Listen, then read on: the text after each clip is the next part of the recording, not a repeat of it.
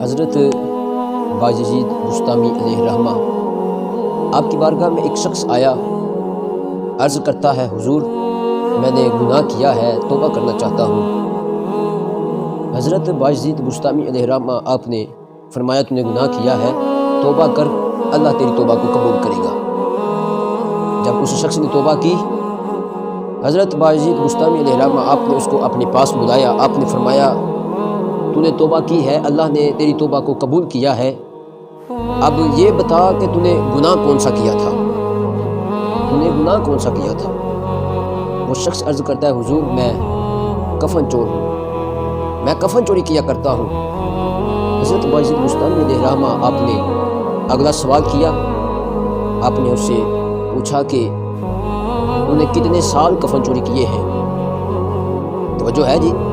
آپ نے پوچھا کہ تو نے کتنے سال کفن چوری کیے ہیں؟ وہ شخص عرض کرتا ہے حضور میں نے 10 سال کفن چوری کیے ہیں، جن میں مرد بھی شامل ہیں، عورتیں بھی شامل ہیں، نوجوان بچے بزرگ سب شامل ہیں۔ آپ نے اگلا سوال کیا، آپ نے فرمایا کہ تو نے 10 سال کفن چوری کیے ہیں، اب یہ تو بتا تو نے کتنوں کے کفن چوری کیے ہیں؟ شخص عرض کرتا ہے حضور میں نے 10 سالوں میں 1000 کے کفن چوری کیے ہیں، 10 سالوں میں نے 1000 کے کفن چوری کیے ہیں۔ تو حضرت باجید بستامی علیہ رحمہ آپ نے اگلا سوال کیا، آپ نے فرمایا کہ تو نے 10 سالوں میں 1000 کے کفن چوری کیے، جن میں مرد بچے بزرگ سب شامل ہیں، اب یہ تو بتا کہ کتنوں کا رخ مدینے کی طرف تھا،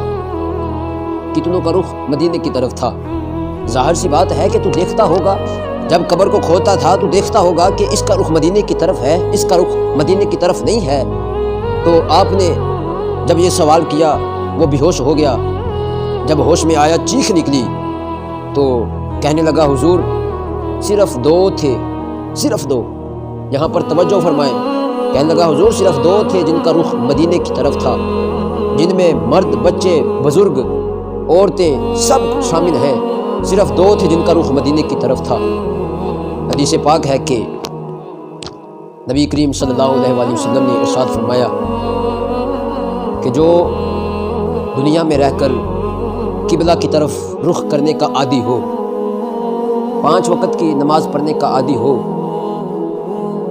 فرمایا جب وہ اس دنیا فانی سے چلا جاتا ہے، دفنانے والے اس کا رخ قبلہ کی طرف کرنا بھول جاتے ہیں، فرماتے ہیں کہ جب دفنانے والے اس شخص کا قبلہ کی طرف رخ کرنا بھول جاتے ہیں، دفنانے والے مٹی بعد میں ڈالتے ہیں تو اس کا رخ خود بخود پھر جاتا ہے، اس کا رخ خود بخود مدینے کی طرف ہو جاتا ہے۔ اور کریم آقا صلی اللہ علیہ وسلم نے فرمایا کہ جو دنیا میں رہ کر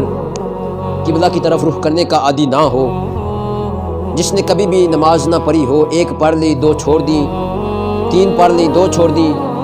فرمایا کہ جب وہ اس دنیا فانی سے چلا جاتا ہے، دفنانے والے اس کا رخ مدینے کی طرف کر بھی دیتے ہیں، فرماتے ہیں کہ مٹی جو دفنانے والے مٹی بعد میں ڈالتے ہیں اس کا رخ خود بخود پھر جاتا ہے۔ کیوں؟ کیونکہ وہ دنیا میں رہ کر 5 وقت کی نماز پڑھنے کا عادی نہیں تھا، قبلہ کی طرف رخ کرنے کا عادی نہیں تھا۔